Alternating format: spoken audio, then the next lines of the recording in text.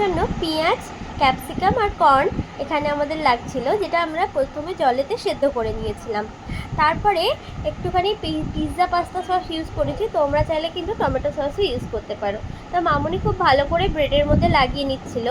তারপরে ওই সেদ্ধ করে রাখা পেঁয়াজ, ক্যাপসিকাম আর কর্নটাকে ভালো করে ওপরে দিয়ে দেওয়া হচ্ছিলো। আমি কিন্তু এখানে 4টে দেখাচ্ছি, কিন্তু রেডি করেছিলাম একটাই।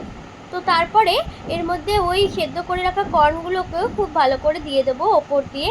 তারপরে আসছে আমাদের সেই মরজরেলা চিজ, যেটা আমার তো খুবই ফেভারিট। জানি না তোমরা এখানে কারা কারা চিজ লাভার আছো, তারা সবাই হয়তো আমার সাথে এগ্রি করবে যে চিজের মরজরেলা চিজটা তাদের কতটা ভালো লাগে।